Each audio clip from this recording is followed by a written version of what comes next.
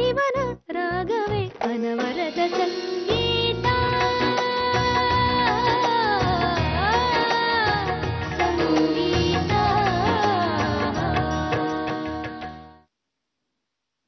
ಯಾವ ಮಡಿಕೆ ಮಾಡೋದಕ್ಕೆ ಯಾವ ಕ್ವಾಲಿಟಿ ಮಣ್ಣು ಬೇಕು ಅಂತ ತಿಳ್ಕೋಬೇಕು, ಅದನ್ನ ಯಾವ ಹದಕ್ಕೆ ಕಲಿಸ್ಬೇಕು, ಆಕಾರ ಹೇಗೆ ಕೊಡಬೇಕು ಅಂತ ಅದನ್ನ ನಾವು ಮಾಡ್ದಾಗ್ಲೇ ನಮಗದ್ರ ಮೇಲೆ ಕಂಟ್ರೋಲ್ ಸಿಗುತ್ತೆ ಹೊರತು ಬರೀ ಗಮನಿಸೋದ್ರಿಂದ ಮಡಿಕೆ ತಯಾರಿಸಕ್ಕಾಗಲ್ಲ ಅಲ್ವಾ?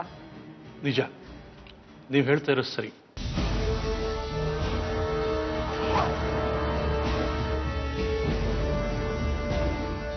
ಜಯರಾಮ್ ಅವರೇ, ಬಹುಶಃ ನಿಮ್ಗೆ ನಿಮ್ಮ ಮಗನ ಮೇಲೆ ನಂಬಿಕೆ ಇಲ್ಲ ಅನ್ಸುತ್ತೆ.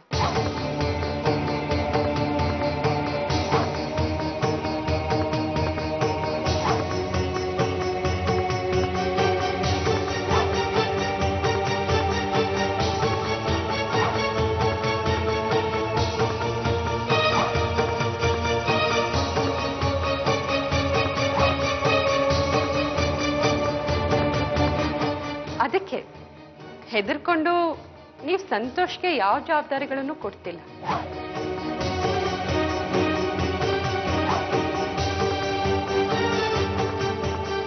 ಒಟ್ನಲ್ಲಿ ಸಂತೋಷ್ ನಿಮ್ ಮಗ ಅನ್ನೋ ಕಾರಣಕ್ಕೆ ನಿಮ್ ಜೊತೆಲಿ ಇಟ್ಕೊಂಡಿದ್ದೀರೇ ವಿನಃ ಬೇರೆ ಯಾವ ಕಾರಣಕ್ಕೂ ಅಲ್ಲ. ಭಾನು, ಏನ್ ಮಾತು ಅಂತ ಆಡ್ತಾ ಇದೀಯಾ? ಅಮ್ಮ, ನಾನ್ ಜಯರಾಮ್ ಅವ್ರ ಬಗ್ಗೆ ಆಗ್ಲಿ ಅವ್ರ ಗುಣದ ಬಗ್ಗೆ ಆಗ್ಲಿ ವಿಮರ್ಶೆ ಮಾಡ್ತಿಲ್ಲ. ಸಂತೋಷ್ ಬಗ್ಗೆ ಕೆಲಸಗಾರರು ಯಾವ ಅಭಿಪ್ರಾಯ ಇಟ್ಕೊಂಡಿರ್ಬೋದು ಅನ್ನೋದ್ರ ಬಗ್ಗೆ ಹೇಳ್ತಾ ಇದ್ದೀನಿ. ಏನ್ ಸಂತೋಷ್, ನಾನು ಹೇಳ್ತಾ ಇರೋದು ಕರೆಕ್ಟ್ ತಾನೆ?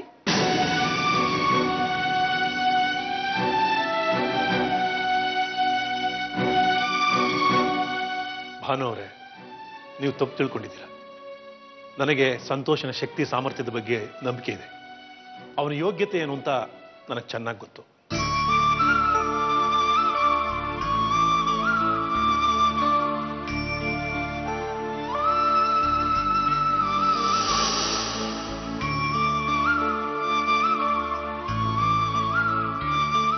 ಅವನು ಯಾವುದಾದ್ರೂ ಒಂದು ಕೆಲಸ ಶುರು ಮಾಡಿದ್ರೆ ಅದು ಮುಗಿಯೋ ತನಕ ನಿದ್ದೆ ಕೂಡ ಮಾಡೋದಿಲ್ಲ.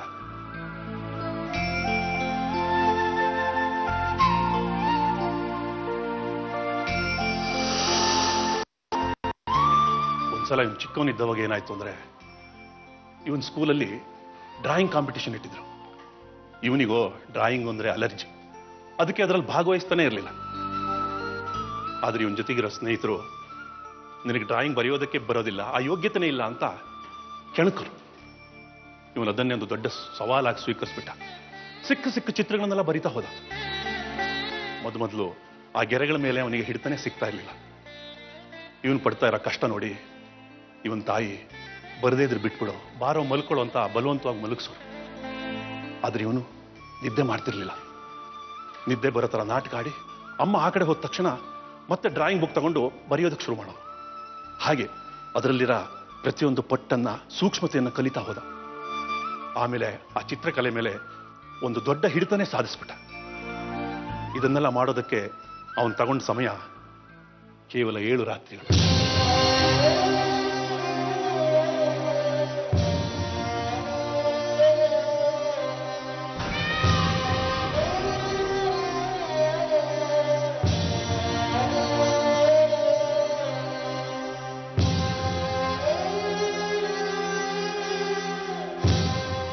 ನಾನು ಅವತ್ತೇ ಅನ್ಕೊಂಡೆ, ನನ್ನ ಮಗ ಸಾಮಾನ್ಯ ಹುಡುಗ ಅಲ್ಲ, ಅವನಲ್ಲೊಂದು ಕಿಚ್ಚಿದೆ, ಸಾಧಿಸಬೇಕು ಅನ್ನೋ ಛಲ ಇದೆ.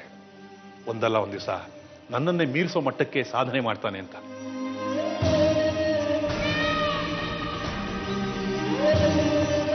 ನಾನು ಅನ್ಕೊಂಡಿದ್ದು ನಿಜ ಆಗೋಯ್ತು. ಅದೇ ವರ್ಷ ಡ್ರಾಯಿಂಗ್ ಕಾಂಪಿಟಿಷನ್ ನಲ್ಲಿ ಫಸ್ಟ್ ಪ್ರೈಸ್ ತಗೊಂಡ.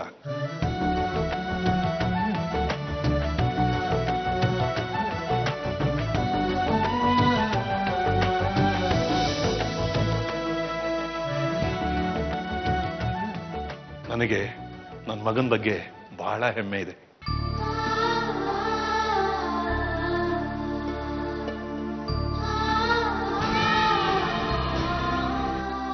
ಸಂತೋಷ, 7 ರಾತ್ರಿ ನಿದ್ದೆಗೆಟ್ಟಿದ್ದನ್ನ ನೀವೆಲ್ಲ ಕೇಳಿದ್ರಿ. ಅವನ್ ಜೊತೆಲಿ ಇನ್ನೊಬ್ರು ನಿದ್ದೆಗೆಟ್ಟಿದ್ದಾರೆ. ಅವ್ರು ಬೇರೆ ಯಾರು ಅಲ್ಲ, ನಮ್ಮ ಅಳಿಯಂದ್ರು. ಆಫೀಸ್ ಕೆಲಸ ಮಾಡಿ ಎಷ್ಟೇ ಸುಸ್ತಾಗಿ ಮನೆಗೆ ಬಂದ್ರು ಮಗ ಏನ್ ಮಾಡ್ತಾ ಇದ್ದಾನೆ ಅಂತ ಗಮನಿಸ್ತಾ ಇದ್ರು. ಅವನು ಒಂದೊಂದು ಗೆರೆ ಎಳೆದಾಗ್ಲೂ ಅವ್ರು ಖುಷಿ ಪಡ್ತಾ ಇದ್ರು.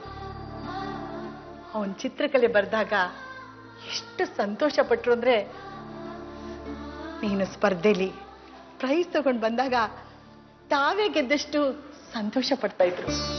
ನನ್ ಮಗ ಹಾಗೆ ಮಾಡಿದ್ದಾನೆ ಹೀಗೆ ಮಾಡಿದ್ದಾನೆ ಅಂತ ಎಲ್ಲರ ಹತ್ರ ಹೇಳ್ಕೊಂಡು ಖುಷಿ ಪಟ್ಟಿದ್ದು. ಇಡೀ ರಾತ್ರಿ ನಿದ್ದೆ ಮಾಡಲಿಲ್ಲ.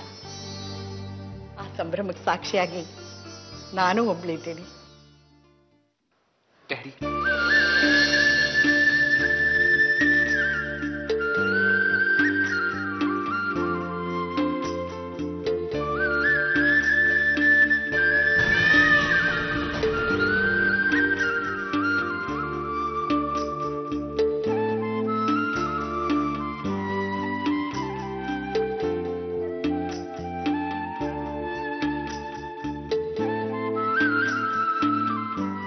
ಅಬ್ಬಬ್ಬಾ, 1000 ಕಣ್ಗಳು ಸಾಲದು ಅಪ್ಪ ಮಗನ್ನ ನೋಡೋದಿಕ್ಕೆ.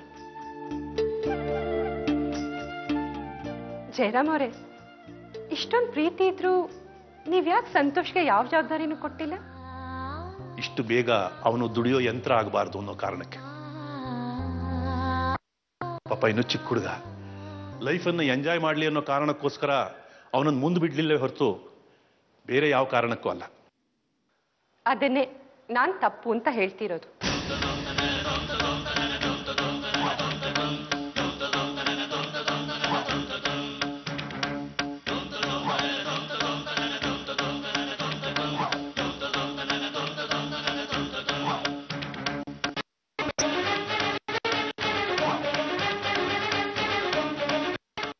ಜಯರಾಮ್ ಅವರೇ, ಮಧ್ಯ ವಯಸ್ಸು ದಾಟ್ತಿದ್ದ ಹಾಗೆ ಯಾವಾಗ ಏನಾಗುತ್ತೆ ಅಂತ ಹೇಳೋಕೆ ಆಗೋಲ್ಲ.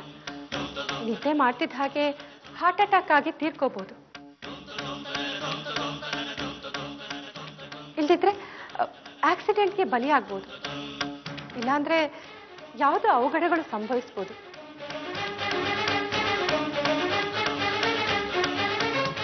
ಮೊನ್ನೆ ಶೂಟೌಟ್ ಆಯ್ತಲ್ಲ ನಿಮ್ಮೆ, ಅದೃಷ್ಟವಶಾತ್ ನಾನು ಅಡ್ಡ ಬಂದೆ.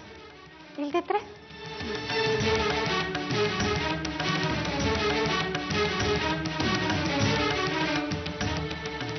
ಆಗ ನಿಮ್ ಸಾಮ್ರಾಜ್ಯ ಗತಿ ಏನಾಗೋದು?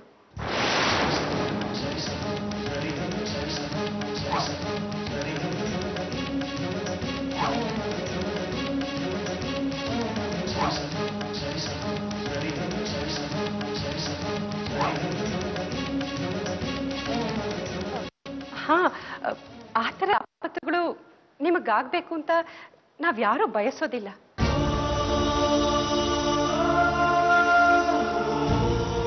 ಆದ್ರೆ ಆ ಥರ ಆಗ್ಬಾರ್ದು ಅಂತ ಮುನ್ನೆಚ್ಚರಿಕೆ ವಹಿಸಬೇಕು ಅಂತ ನಾನು ಹೇಳ್ತಿರೋದಷ್ಟೇ.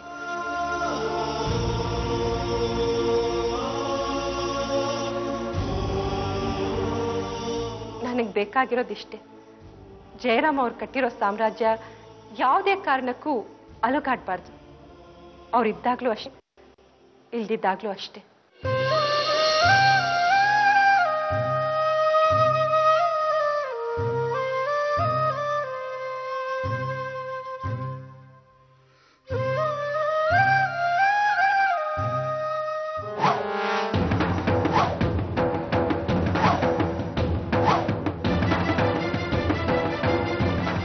ನಾನು ಹೇಳಿದ ಪಾಯಿಂಟ್ಸ್ ಬಗ್ಗೆ ಚೆನ್ನಾಗಿ ಯೋಚನೆ ಮಾಡಿ ಸಂತೋಷ್ ಬಗ್ಗೆ ಒಂದು ಒಳ್ಳೆ ನಿರ್ಧಾರ ತಗೊಳ್ಳಿ.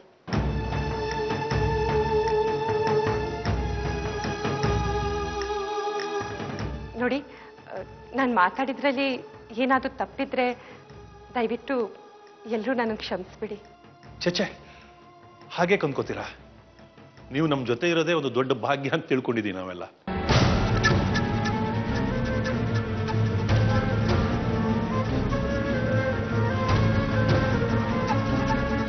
ನೀವು ಕುಟುಂಬದವ್ರ ಬಗ್ಗೆ ಬರೀ ಕಾಳಜಿ ಮಾತ್ರ ತೋರಿಸ್ತಾ ಇಲ್ಲ, ಸಮಯಕ್ಕೆ ಸರಿಯಾಗಿ ಸಲಹೆಯನ್ನು ಕೊಟ್ಟು ನಮ್ಮ ಕರ್ತವ್ಯವನ್ನು ನೆನಪು ಮಾಡಿಕೊಡ್ತಾ ಇದ್ದೀರಾ.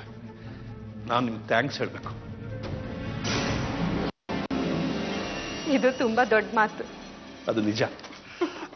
ಇದೇ ಸಂದರ್ಭದಲ್ಲಿ ನಾನೊಂದು ಮುಖ್ಯವಾದ ನಿರ್ಧಾರಕ್ಕೆ ಬಂದಿದ್ದೀನಿ. ನಿಮ್ಮೆಲ್ಲರ ಸಮ್ಮುಖದಲ್ಲೂ ಹೇಳ್ಬಿಡ್ತೀನಿ. ಇವತ್ತಿನಿಂದ ಸಂತೋಷ್ ನನ್ನ ಮಗ ಮಾತ್ರ ಅಲ್ಲ, ನನ್ನ ಬಿಸ್ನೆಸ್ ಪಾರ್ಟ್ನರ್ ಕೂಡ. ಇನ್ಮೇಲೆ ಬಿಸ್ನೆಸ್ನಲ್ಲಿ ನನ್ನ ಜೊತೆನೇ ಇರ್ತಾನೆ. ನಾವೇನೇ ತೀರ್ಮಾನ ತಗೊಳ್ಳೋದಾದ್ರೂ ಚರ್ಚೆ ಮಾಡೇ ನಿರ್ಧಾರಕ್ಕೆ ಬರ್ತೀವಿ. ನಮ್ಮ ಬಿಸ್ನೆಸ್ ಅನ್ನ ಇನ್ನಷ್ಟು ಎತ್ತರಕ್ಕೆ ಬೆಳೆಸ್ತೀವಿ. ನನ್ನ ಮಗನ ಬಗ್ಗೆ ಆ ನಂಬಿಕೆ ನನಗಿದೆ.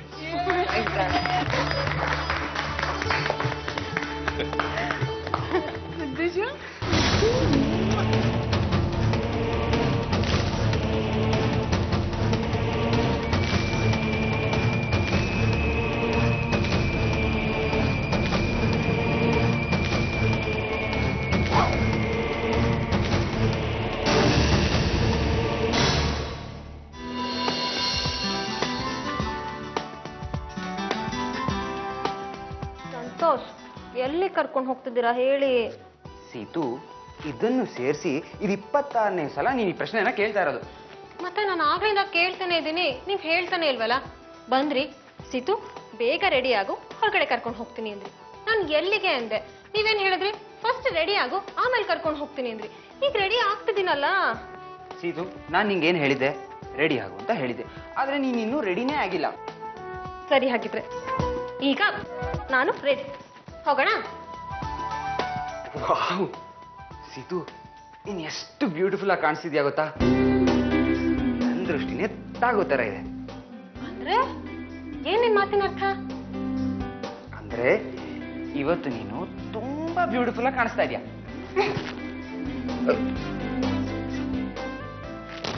ಅಂದ್ರೆ ಇಷ್ಟು ದಿನ ನಾನ್ ನಿಮ್ ಕಣ್ಣಿಗೆ ಬ್ಯೂಟಿಫುಲ್ ಆಗಿ ಕಾಣಿಸ್ತಾ ಇರ್ಲಿಲ್ಲ ಅಂತ ತಾನೇ ಅರ್ಥ? ಸೀತು, ನಾನು ಆ ತರ ಎಲ್ಲಿ ಹೇಳ್ದೆ? ನಾನು ಹೇಳಿದ್ದು ಇವತ್ ನೀನು ತುಂಬಾನೇ ಬ್ಯೂಟಿಫುಲ್ ಆಗಿ ಕಾಣಿಸ್ತಾ ಇದೀಯ ಅಂತ. ನನ್ಗೆಲ್ಲ ಗೊತ್ತು. ಸೀತು, ನಾನು ಹೇಳಿದ್ದು ಸರಿ ಬಿಡು. ಓಕೆ, ನಿನ್ಗೆಲ್ಲ ಗೊತ್ತಲ್ಲ. ಓಕೆ ಫೈನ್, ಬೇಡ, ನಾನು ಇವತ್ತಿನ ಪ್ಲಾನ್ನ ಕ್ಯಾನ್ಸಲ್ ಮಾಡ್ತೀನಿ. ಕ್ಯಾನ್ಸಲ್ ಮಾಡೋದ್ ಬೇಡ, ಹೋಗೋಣ. ನಾನು ಸುಮ್ನೆ ತಮಾಷೆ ಮಾಡ್ತಿದ್ದೆ ಅಷ್ಟೇ. ಸಂತೋಷ್, ಬನ್ನಿ ಹೋಗೋಣ. ಬೇಡ ಬೇಡ ಬೇಡ ಬೇಡ, ಕೈ ತೆಗಿ, ಕೈ ತೆಗಿ ಎಂದೆ. ಸಾರಿ. ಹೋಗೋಣ? ಯಾ.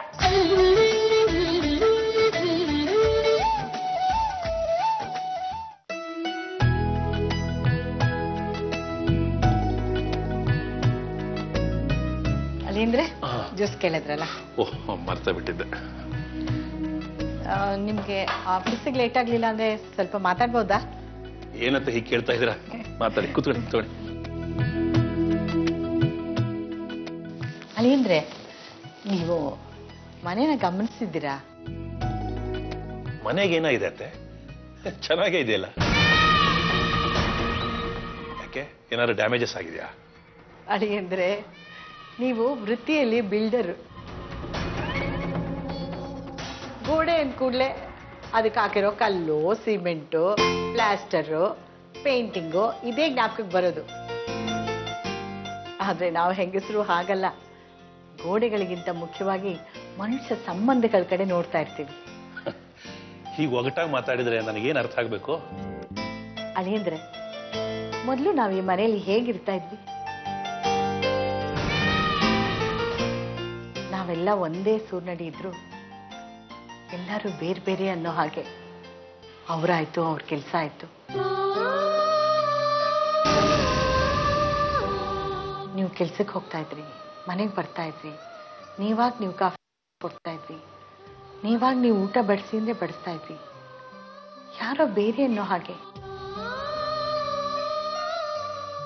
ನಿಮ್ಮ ಹತ್ರ ಮನಸ್ಸು ಬಿಚ್ಚಿ ಮಾತಾಡ್ಬೇಕು ಅಂದ್ರೂ ಏನೋ ಒಂದು ಅಳುಕು, ಧೈರ್ಯನೇ ಸಾಲ್ತಾ ಇರ್ಲಿಲ್ಲ, ಒಂದು ಆತ್ಮೀಯತೆನೇ ಇರ್ಲಿಲ್ಲ. ಹೌದಾ? ಹೌದು, ಅದು ನಿಜ. ಆದ್ರೆ ಈಗ ನಿಧಾನವಾಗಿ ಎಲ್ಲ ಬದಲಾಗ್ತಾ ಇದೆ. ಒಬ್ಬರ ಭಾವನೆಗಳು ಒಬ್ಬರಿಗೆ ಅರ್ಥ ಆಗ್ತಾ ಇದೆ, ಒಬ್ಬರ ಅರ್ಥ ಮಾಡ್ಕೋತಾ ಇದ್ದೀವಿ. ವ್ಯಕ್ತಿಗಳು ಬೇರೆ ಬೇರೆ ಆದ್ರೂ ಆಲೋಚನೆಗಳು ಒಂದೇ ಆಗ್ತಾ ಇದೆ. ಒಟ್ಟಿನಲ್ಲಿ ನಿಧಾನವಾಗಿ ಆತ್ಮೀಯತೆ ಮೂಡ್ತಾ ಇದೆ. ನಮ್ಮ ಮನೆ ಒಂದು ತುಂಬು ಕುಟುಂಬ ಆಗಿ ರೂಪಾಂತರ ಆಗ್ತಾ ಇದೆ. ಹೌದತ್ತೆ, ಈಗೀಗ ಇದು ನನ್ನ ಅನುಭವಕ್ಕೂ ಬರ್ತಾ ಇದೆ. ಶ್ರುತಿ ಹೋದ್ಮೇಲೆ ನನಗೆ ಮನೆ ಅಂದ್ರೆ ಮನೆ ಆಗಿತ್ತು ಅಷ್ಟೆ. ಕತ್ಲಾದ್ರೆ ಮನೆಗೆ ಬರೋದು, ಬೆಳಗಾದ್ರೆ ಆಫೀಸಿಗೆ ಹೋಗೋದು. ಆದ್ರೆ ಈಗ ನನ್ನಲ್ಲಿ ಒಂಥರ ಬದಲಾವಣೆ ಶುರುವಾಗಿದೆ.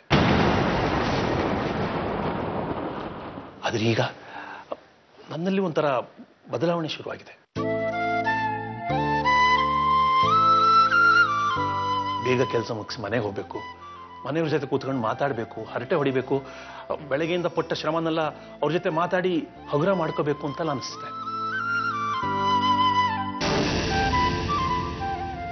ಹೀಗೆ ಅಂತ ಹೇಳಕ್ಕಾಗದೇ ಇರೋಂಥ ಒಂದು ರೀತಿ ಒಂದು ಸಂತೋಷ, ಆನಂದ ನನ್ನ ಮನಸ್ಸಿಗೂ ಆಗ್ತಾ ಇದೆ. ನನ್ನ ಮನಸ್ಸನ್ನು ಆವರಿಸ್ಕೊಂಡಿದೆ. ಬದುಕು ಅಂದ್ರೆ ಇಷ್ಟೇ ಅಂದ್ಕೊಳ್ತಿದ್ ನನಗೆ ಬದುಕು ಅಂದ್ರೆ ಇಷ್ಟೇ ಅಲ್ಲ, ಇನ್ನೂ ಬೇಕಷ್ಟಿದೆ ಅನ್ನೋದು ಈಗ ಅನ್ಸೋಕ್ ಶುರುವಾಗಿದೆ. ಅದು ಯಾಕೆ ಅಂತ ನನಗೂ ಗೊತ್ತಾಗ್ತಾ ಇಲ್ಲ. ಅದಕ್ಕೆ ಕಾರಣ ಇದೆ. ಏನು? ಭಾನು.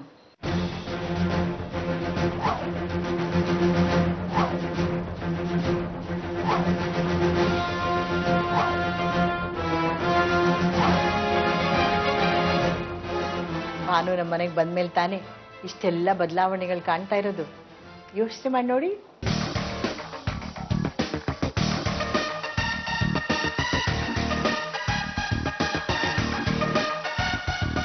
ಹೌದತ್ತೆ, ನೀವು ಹೇಳ್ತಾ ಇರೋದು ಸತ್ಯವಾದ ಮಾತೆ.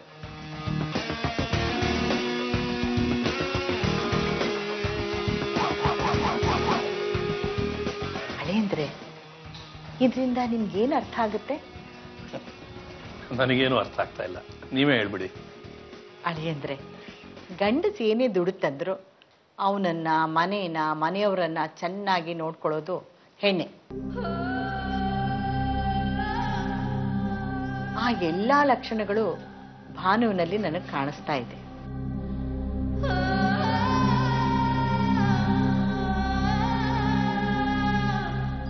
ಎಲ್ರನ್ನ ಪ್ರೀತಿಯಿಂದ ನೋಡ್ಕೋತಾಳೆ, ಎಲ್ರ ಮನಸ್ಸನ್ನ ಒಂದು ಮಾಡ್ತಾಳೆ, ಅಗತ್ಯ ಬಿದ್ರೆ ಕೋಪನೂ ಮಾಡ್ಕೋತಾಳೆ. ಆದರೆ ಅದು ಒಳ್ಳೆ ಕಾರಣಕ್ಕೋಸ್ಕರ. ಇವತ್ತು ನಡೀತಲ್ಲ ಹಾಗೆ.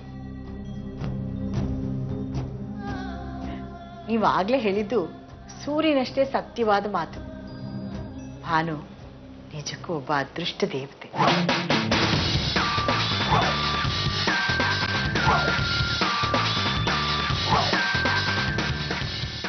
ಆ ಅದೃಷ್ಟ ಕೊನೆವರೆಗೂ ನಮ್ಮನೇಲೇ ಇರಬೇಕು ಅಂತ ಅನ್ನಿಸ್ತಾ ಇದೆ.